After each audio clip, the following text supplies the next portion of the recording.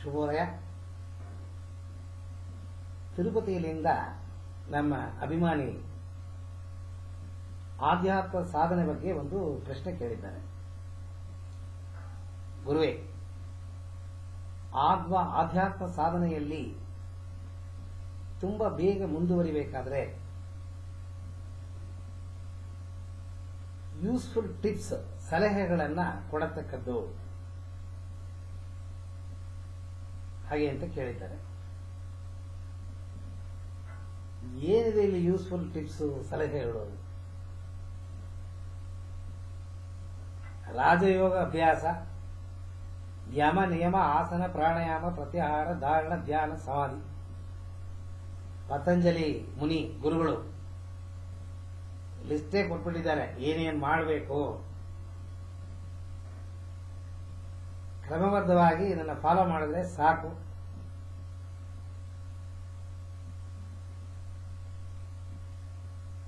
ಆಧ್ಯಾತ್ಮ ಸಾಧನೆಗೆ ಬೇಕಾಗಿರೋ ತುಂಬಾ ಇಂಪಾರ್ಟೆಂಟ್ ಟೂಲ್ ಯಾವುದು ಅಂತಂದ್ರೆ ಡಿಸಿಪ್ಲಿನ್, ಶಿಸ್ತು.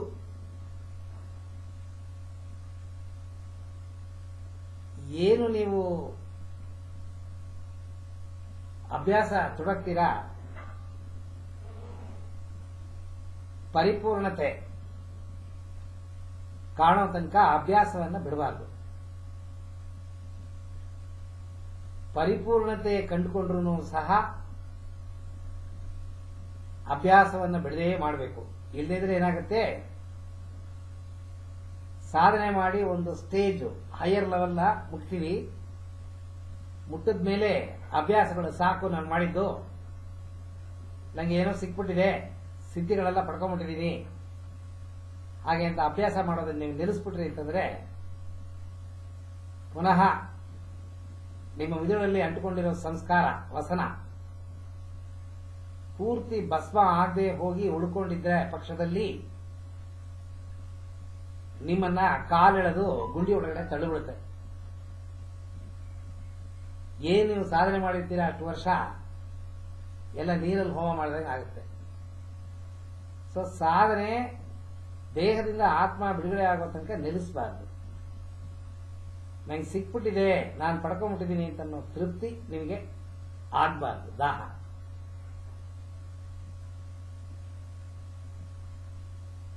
ಈ ನಿಯಮಗಳು ಏನಿದೆ, ನಿಯಮ ರಾಜಯೋಗ ಅಭ್ಯಾಸಗಳು, ಯಮ ನಿಯಮ, ಆಸನ, ಪ್ರಾಣಾಯಾಮ, ಪ್ರತ್ಯಾಹಾರ, ಧಾರಣ, ಧ್ಯಾನ, ಸಮಾಧಿ, ಇದು ಒಂದು ಪ್ಯಾಕೇಜು. ಇದು ಯಾವ್ದಾದ್ರು ಒಂದು ಗುರುಗಳ ಹತ್ರ ಹೋಗಿ ನೀವು ಕಲ್ತ್ಕೊಂಡ್ರಿ ಅಂತಂದ್ರೆ ಖಂಡಿತವಾಗ್ಲೂ ನಿಮಗೆ ಮಂತ್ರ ದೀಕ್ಷೆ ಕೊಟ್ಟು ಮುಂದುವರಿಯೋದಕ್ಕೆ ಬೇಕಾಗಿರೋ ಸಲಹೆಗಳನ್ನು ಕೊಟ್ಟು ಗುರು ಕಳಿಸ್ತಾರೆ. ನಿಮ್ಮ ಮನಸ್ಸು ಏನ್ ಸಾಧನೆ ಅಂದ್ರೆ ಏನಿಲ್ಲಿ, ಜನ್ಮ ಜನ್ಮಾಂತರದಲ್ಲಿ ನೆರವೇರಿರುವ ಆಸೆಗಳನ್ನು ಹೊತ್ಕೊಂಡು ಆತ್ಮ ಮತ್ತೆ ಮನಸ್ಸು ಎರಡು ಈ ದೇಹದೊಳಗೆ ಸೇರಿಕೊಂಡಿದೆ. ಈ ಆಸೆಗಳು ಪೂರ್ವಜನ್ಮದ ನೆನಪುಗಳು, ಇದನ್ನ ಸಂಸ್ಕಾರಗಳು ಅಥವಾ ವಸನಗಳು ಅಂತ ಹೇಳ್ತೀವಿ. ಇವುಗಳು ಕೆಲಸ ಮಾಡದೇ ಇರಂಗೆ ಮಾಡೋದೇ ಸಾಧನೆ. ನೀವು ತಿಳ್ಕೊಂಡಿರೋ ಹಾಗೆ ಕ್ರಿಯಾಯೋಗ, ಕುಂಡಲಿನಿಯನ್ನು ಹೊರಗೆ ತರೋದು, ಅಷ್ಟಮ ಸಿದ್ಧಿಯನ್ನು ಪಡ್ಕೊಳ್ಳೋದು, ಮೂರನೇ ಕಣ್ಣನ್ನು ಓಪನ್ ಮಾಡೋದು ಅಲ್ಲ. ಪರಿಶುದ್ಧತೆ, ಮನಸ್ಸು ಪರಿಶುದ್ಧವಾಗಬೇಕು. ಕಲ್ಮಶವನ್ನು ತುಂಬಿಕೊಂಡ್ಬಂದಿರೋ ಈ ಕಾನ್ಶಿಯಸ್ ಅಂತ ಏನ್ ಹೇಳ್ತೀವಿ, ಮನಸ್ಸು ಪರಿಪೂರ್ಣವಾಗಿ ಪರಿಶುದ್ಧವಾಗಬೇಕು. ಪರಿಶುದ್ಧತೆಯನ್ನು ನೀವು ಪಡ್ಕೊಂಡ್ಬಿಟ್ರಿ ಅಂತಂದ್ರೆ ಆಟೋಮೆಟಿಕ್ ಆಗಿ ಆಧ್ಯಾತ್ಮದಲ್ಲಿ ಏನೇನು ನಡಿಬೇಕು ಎಲ್ಲ ತಾನಾಗೆ ನಡೆಯಕ್ಕೆ ಶುರು ಆಗೋಗುತ್ತೆ. ಆ ಪರಿಶುದ್ಧತೆ ಪಡ್ಕೊಳ್ಳೋ ತನಕ ಗುರು ಒಬ್ಬರು ನಿಮಗೆ ಖಂಡಿತವಾಗಲು ಬೇಕು. ಪರಿಶುದ್ಧತೆ ನಿಮ್ಮಲ್ಲಿ ಬಂದ್ಬಿಡ್ತು ಅಂತಂದ್ರೆ ನಿಮ್ಮಲ್ಲಿ ಒಳಗಿರೋ ಆತ್ಮ ಟ್ರಿಗರ್ ಆಗೋಗುತ್ತೆ. ಆ ಆತ್ಮವೇ ಗುರು. ಆ ಆತ್ಮ ನಿಮಗೆ ಗೈಡ್ ಮಾಡುತ್ತೆ, ಯಾರು ಬೇಕಾಗಿಲ್ಲ. ಒಳ ಮನಸ್ಸು, ನಿಮ್ಮ ಆತ್ಮ ನಿಮ್ಮ ಜೊತೆಗೆ ಮಾತಾಡಿ ನಿಮ್ಮನ್ನು ಡೈರೆಕ್ಟ್ ಮಾಡಕ್ಕೆ ಸ್ಟಾರ್ಟ್ ಮಾಡ್ಬಿಡುತ್ತೆ. ಇದ್ ಮಾಡು, ಇದ್ ಮಾಡ್ಬೇಡ, ಇಲ್ಲಿ ಹೋಗು, ಇಲ್ಲಿ ಹೋಗ್ಬೇಡ, ಈ ಘಟನೆಗಳು ನಡೆಯುತ್ತೆ, ಇದರಿಂದ ಅನಾಹುತ ಆಗುತ್ತೆ, ಒಳ್ಳೆಯದು ಕೆಟ್ಟದ್ದು, ಅಷ್ಟು ಸೂಚನೆಗಳನ್ನು ಆತ್ಮ ಕೊಡೋದಕ್ಕೆ ಶುರು ಮಾಡುತ್ತೆ. ಅದು ಪರಿಪೂರ್ಣತೆ, ಪರಿಪಕ್ವತೆ, ಪರಿಶುದ್ಧತೆಯನ್ನು ಪಡ್ಕೋಬೇಕು. ಏನು ಈ ರಾಜಯೋಗ ಅಭ್ಯಾಸಗಳು, ನಿಯಮಗಳಿದೆ, ಅದನ್ನು ಕರೆಕ್ಟಾಗಿ ಪಾಲನೆ ಮಾಡಿದ್ರೆ ಮನಸ್ಸು ಪರಿಶುದ್ಧವಾಗುತ್ತೆ. ನಿಮ್ಮ ಮುಖದಲ್ಲಿ ಒಂದು ತೇಜಸ್ ಬಂದ್ಬಿಡುತ್ತೆ, ಮಾತಿನ ಶೈಲಿ ಚೇಂಜ್ ಆಗುತ್ತೆ, ಅಹಂಕಾರ ತಗ್ಗತ್ತೆ, ಪ್ರೀತಿ ಉಕ್ಕತ್ತೆ. ಮನೆಯಲ್ಲಿ ನಿಮ್ಮ ಜೊತೆಗಿರೋರ ಮೇಲೆ ಪ್ರೀತಿ ಅಲ್ಲ, ಸಾಮಾಜಿಕ ಜೀವನದಲ್ಲಿ ಲೋಕದಲ್ಲಿ ಯಾರ್ಯಾರನ್ನು ನೋಡ್ತೀರೋ ಅಷ್ಟು ಜನಗಳ ಮೇಲೂ ಪ್ರೇಮೆ ಪ್ರೀತಿ ಉಕ್ಕತ್ತೆ. ಯಾವುದೇ ತರಹದ ಅಪೇಕ್ಷೆ ಇಲ್ಲದೇನೆ ಸಾಮಾಜಿಕ ಸೇವೆ ಮಾಡಬೇಕು ಅಂತ ಭಾವನೆ ನಿಮ್ಮಲ್ಲಿ ಹುಟ್ಟತ್ತೆ. ಈಗ ನಾನು ಹೇಳ್ತಿರೋ ಕ್ವಾಲಿಟಿಗಳೆಲ್ಲ ಭಗವಂತನ ಕ್ವಾಲಿಟಿ. ಯಾವಾಗ ನಿಮ್ಮಲ್ಲಿ ಈ ಭಗವಂತನ ಕ್ವಾಲಿಟಿ ಬಂದ್ಬಿಡುತ್ತೆ, ನಿಮ್ಮ ಒಳಗಿರೋ ಭಗವಂತನ ಕಾಣೋದಕ್ಕೆ ಒಂದು ಅವಕಾಶ ಸಿಕ್ಬಿಡುತ್ತೆ. ಇದಕ್ಕಿಂತ ಸ್ಪೆಷಲ್ ಆಗಿ ಏನು ನೀವು ಪ್ರಯತ್ನ ಮಾಡೋದು ಬೇಕಾಗಿಲ್ಲ. ಶಿಸ್ತು, ಕ್ರಮಬದ್ಧ. ಇವತ್ತು ಬೆಳಗ್ಗೆ 4 ಗಂಟೆ 3 ಗಂಟೆಗೆ ಎದ್ದು ಸಾಧನೆ ಶುರು ಮಾಡಿದ್ರಿ. ಅದು ಒಂದು ವಾರ 10 ದಿವಸ, 1 ತಿಂಗಳು 2 ತಿಂಗಳು ಬೆಳಗ್ಗೆ ಮತ್ತೆ ಸಂಜೆ ಯಾವುದೋ ಒಂದು ಟೈಮಲ್ಲಿ ಸಾಧನೆ ನೀವು ಮಾಡ್ತೀರಿ ಅಂತ ಇಟ್ಕೊಳ್ಳಿ. ಏನೋ ಸನ್ನಿವೇಶ 1 ದಿನ 2 ದಿನ ಈ ಸಾಧನೆ ನಿಮ್ಮ ಕೈಲಿ ಮಾಡೋಕ್ಕಾಗಿಲ್ಲ ಹಾಗೆಂದ್ರೆ ಪೂರ್ಣವಾಗಿ ಬಿಡಬಾರ್ದು.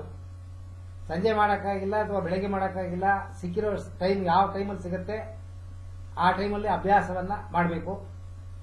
ಇಲ್ಲ ಬೆಳಗಿನ ಟೈಮು ಸಂಜೆ ಟೈಮಲ್ಲಿ 1 ಗಂಟೆ ಕಾಲ 2 ಗಂಟೆ ಕಾಲ ಮಾಡೋದಕ್ಕೆ ನಿಮ್ಮನ್ನ ತೊಡಕೊಂಡಿದ್ರೆ 1 ಗಂಟೆ ಕಾಲ ಸಿಕ್ಕಿಲ್ಲದೆ ಹೋದ್ರೆ ಅಟ್ಲೀಸ್ಟ್ ಒಂದು ಅರ್ಧ ಗಂಟೆ ಕಾಲನಾದ್ರೂ ನೀವು ಈ ಅಭ್ಯಾಸವನ್ನ ಮಾಡಬೇಕು, ಬಿಡಬಾರ್ದು. ಹಂಗೂ ಇಲ್ಲ ಒಂದು ವಾರ 10 ದಿವಸ ಎಲ್ಲ ಟೂರ್ ಹೋಗ್ತೀರಾ, ಇವುಗಳು ಮಾಡೋದಕ್ಕೆ ನಿಮ್ಮ ಕೈಯಲ್ಲಿ ಆಗ್ತಿಲ್ಲ, ಅವಕಾಶ ಸಿಕ್ಕಿಲ್ಲ ಅಂತಂದ್ರೆ ಬೇಜಾರು ಮಾಡ್ಕೋಬೇಡಿ.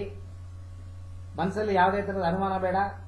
ಅಯ್ಯೋ ನಾ 1 ವಾರ ಬಿಟ್ಬಿಟ್ಟಿದ್ದೀನಿ, ಪುನಃ ನಾನು ಶುರು ಮಾಡಿದ್ರೆ ನನಗೆ ಏನು ಅನುಭವ ಸಿಕ್ಕಿತ್ತೋ ಅನುಭವ ಸಿಗುತ್ತೋ ಇಲ್ವೋ ಹಿಂಗೆಲ್ಲ ಅನುಮಾನ ಪಡಬೇಡಿ. ಅದು ಅನುಭವ ಸಿಗತ್ತೆ ಸಿಗಲ್ಲ ಅದರ ಬಗ್ಗೆ ಎಲ್ಲ ಯೋಚನೆ ಮಾಡಬೇಡಿ. ಪುನಃ 1ನೇ ಕ್ಲಾಸಿಂದ ಪುನಃ ಶುರು ಮಾಡಿ. ಮತ್ತೆ ಆಧ್ಯಾತ್ಮ ಸಾಧನೆ ಮಾಡಬೇಕಾದ್ರೆ ಸುಮಾರು ಭಯ ಉಕ್ಕತ್ತೆ. ಆಧ್ಯಾತ್ಮ ಅನುಭವಗಳು ನಿಮಗೆ ಭಯನ ತಂದು ಕೊಡುತ್ತೆ. ಏನು ಭಯಪಡೋ ಅವಶ್ಯಕತೆ ಇಲ್ಲ. ಮೊನ್ನೆ ತಿರುಪೂರಿಂದ ಒಂದು ಮಹಿಳೆ ನನಗೆ ಫೋನ್ ಮಾಡಿದ್ರು.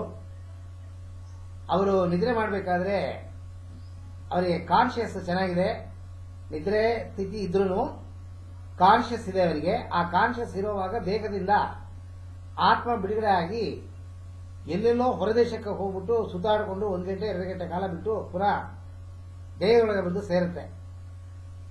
ಇದು ಇವರಿಗೆ ಭಯ. ಇವರಿಗೆ ಆತ್ಮ ಒಂದು ದಿವಸ ಕ್ಯಾಲಿಫೋರ್ನಿಯಾ ಹೋಯ್ತು, 1 ದಿವಸ ಮೆಕ್ಕಾ ಹೋಯ್ತು. ಆ ಮಕ್ಕಾದಲ್ಲಿ ಏನೇನು ಮಾಡುತ್ತೆ ಎಲ್ಲ ಗೊತ್ತಾಗುತ್ತೆ. ಅಲ್ಲಿ 1 ಗಂಟೆ ಕಾಲ ಓಡಾಡ್ತಿರುತ್ತೆ, ಅಲ್ಲಾನ ನಮಸ್ಕಾರ ಮಾಡುತ್ತೆ, ಪೂಜೆ ಮಾಡುತ್ತೆ, ಎಲ್ಲ ಮಾಡುತ್ತೆ, ಎಲ್ಲ ಇವರಿಗೆ ಕಾನ್ಶಿಯಸ್ ಅಲ್ಲಿ ಗೊತ್ತಾಗುತ್ತೆ. ಆದ್ರೆ ಒಳಗಡೆ ಭೀತಿ, ಅಯ್ಯೋ ಆತ್ಮ ಹೊರಗೊಟ್ಟೋಗಿದೇನಲ್ಲ, ಅದು ಮೆಕ್ಕಾಲಿದೆ ಅಲ್ಲ, ಅದು ಪುನಃ ಬಂದು ದೇಹಕ್ಕೆ ಸೇರ್ಕೊಳುತ್ತೋ ಇಲ್ವೋ, ಅಲ್ಲೇ ಹುಡ್ಕೊಂಡ್ಬಿಟ್ರೆ ನಾನು ಏನ್ ಮಾಡಲಿ. ಇದು ಅಜ್ಞಾನ. ಯಾಕೆಂದ್ರೆ ಸಾವಿನ ಭಯ ನಿಮಗಿದೆ. ಸಾವಿನ ಭಯ ಇರೋ ತನಕ ನಿಮಗೆ ಆ ಜ್ಞಾನ ಬಂದಿಲ್ಲ ಅಂತ ಅರ್ಥ. ಜ್ಞಾನ ಬಂದ್ಬಿಟ್ರೆ ಸಾವಿನ ಭಯ ಹೊರಟೋಗುತ್ತೆ. ಏನು ಹಬ್ಬಬ್ಬ ಬಟ್ಟೆನ ಚೇಂಜ್ ಮಾಡ್ದಂಗೆ ಆತ್ಮ ಬೇರೆ ದೇಹ ಕೊಡೋದು ಸೇರ್ಕೊಡುತ್ತೆ. ಸರ್, ನೀವೇನು ಯೋಚನೆ ಮಾಡೋ ಅವಶ್ಯಕತೆ ಇಲ್ಲ, ಭಯಪಡೋ ಅವಶ್ಯಕತೆ ಇಲ್ಲ. ಸೊ ಇನ್ನೂ ಏನೇನೋ ಅನುಭವಗಳೆಲ್ಲ ಆಗುತ್ತೆ. ಅದನ್ನು ಇಲ್ಲಿ ನಂಗೆ ಹೇಳಕ್ ಇಷ್ಟ ಇಲ್ಲ. ನಾನು ಬೇರೆ ವಿಡಿಯೋಗಳಲ್ಲಿ ಮಾತಾಡಿದ್ದೀನಿ, ನೋಡಿ ನೀವು ಗೊತ್ತಾಗುತ್ತೆ. ಯಾವುದೇ ಅನುಭವ ಆದ್ರೂ ಆ ಅನುಭವಗಳನ್ನ ಹೆದರ್ಕೊಂಡು ಸಿಕ್ಕೋದವ್ರ ಹತ್ರ ಹೇಳಬೇಡಿ.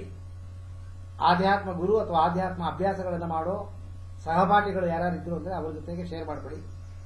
ಜನರಲ್ ಪಬ್ಲಿಕ್ ಜೊತೆಗೆ ಇದನ್ನು ಹೇಳಬೇಡಿ. ಇಲ್ಲಿ ಯಾವ ಜಂಬ ಬೇಡ, ಅಹಂಕಾರ ಬೇಡ, ಏನು ಬೇಡ. 10 ಜನ ಹಾರ ಹಾಕೋದು ಬೇಕಾಗಿಲ್ಲ. ಆಧ್ಯಾತ್ಮ ಸಾಧನೆ ಮುಂದೆ ಹೋಗಬೇಕು ಅಂತ ಅನ್ನೋದು ಗುರಿ ಒಂದೇ ಇರಬೇಕೆ ಹೊರತು ಹೊಗಳಿಕೆಗೆ ಬಿಟ್ಬಿಡ್ಬೇಡಿ. ನಾನು ಹೇಳಿದ್ರೆ ನಂಗೆ ಹೊಗಳಿಕೆ ಸಿಗತ್ತೆ. ಇದು ಅಹಂಕಾರ ಬೆಳೆಯೋದಕ್ಕೆ ಒಂದು ಅವಕಾಶ. ಅಹಂಕಾರವನ್ನು ಕುಗ್ಗಿಸ್ಬೇಕೆ ಹೊರತು ಬೆಳೆಸಬಾರದು. ಎಷ್ಟು ಅಹಂಕಾರ ತಗತಾ ಹೋಗುತ್ತೆ, ಕುಗ್ಗುತ್ತಾ ಹೋಗುತ್ತೆ, ಆಧ್ಯಾತ್ಮದಲ್ಲಿ ಮುಂದೆ ಹೋಗೋದಕ್ಕೆ ಅವಕಾಶ. ಮತ್ತೆ ಈ ಲೌಕಿಕ ಜೀವನದಲ್ಲಿ ಏನು ಮೋಹ ಅಂತ ಹೇಳ್ತೀವಿ, ಆಸೆ, ಕಾಮಕಾಂಚನದ ಮೇಲೆ ಆಸೆ, ಸೆಕ್ಸ್, ಲಸ್ಟ್ ಅಂತ ಹೇಳ್ತೀವಿ. ಬ್ರಹ್ಮಚರ್ಯನ್ನ ಪಾಲನೆ ಮಾಡಬೇಕು, ಕಟ್ಟುನಿಟ್ಟಾಗಿರ್ಬೇಕು, ಪ್ರತ್ಯಾಹಾರ ಕಂಪಲ್ಸರಿ ಬೇಕೇ ಬೇಕು. ರಾಜಯೋಗ ಅಭ್ಯಾಸಗಳನ್ನು ಕರೆಕ್ಟಾಗಿ ಮಾಡಿದ್ರೆ ಪ್ರತ್ಯಾಹಾರ ಬಂದ್ಬಿಡುತ್ತೆ ನಿಮಗೆ. ಮನಸ್ಸು ಹತೋಟಿ ಇಲ್ಲದೆ ಸಕ್ಸಸ್ ಅನ್ನ ನೋಡಕ್ ಸಾಧ್ಯವಿಲ್ಲ. ಸೊ ನಿಮ್ಮ ಮನಸ್ಸು ಪಂಚ ಇಂದ್ರಿಯಗಳಿಗೆ ಸೇರ್ಕೊಂಡಿದೆ. ಪಂಚ ಇಂದ್ರಿಯಗಳನ್ನ ಕಂಟ್ರೋಲ್ ಮಾಡೋ ತಾಕತ್ತು, ಧೈರ್ಯ, ಸ್ಥೈರ್ಯ ನಿಮಗೆ ಬರಬೇಕು. ಸೊ ಲಸ್ಟ್, ಬ್ರಹ್ಮಚರ್ಯ ಖಂಡಿತವಾಗೂ ಪರಿಪಾಲನೆ ಮಾಡಬೇಕು. ಲಸ್ಟ್, ಈ ಸೆಕ್ಸ್ ಏನ್ ಹೇಳ್ತೀವಿ ಅಲ್ಲಿಂದ ದೂರ ಇರಬೇಕು ನೀವು. ಇದನ್ನ ಕರೆಕ್ಟ್ ಆಗಿ ಪರಿಪಾಲನೆ ಮಾಡಿದ್ರಿ ಅಂತಂದ್ರೆ ಖಂಡಿತವಾಗ್ಲೂ ನೀವು ಆಧ್ಯಾತ್ಮ ಸಾಧನೆಯಲ್ಲಿ ಉನ್ನತ ಮಟ್ಟಕ್ಕೆ ಹೋಗೋದು ಖಚಿತ. ಏನು ಬೇಕು ಅಂತ ಸಾಧನೆ ಮಾಡ್ತೀರಿ ಅದು ಸಿಕ್ಕೇ ಸಿಗುತ್ತೆ.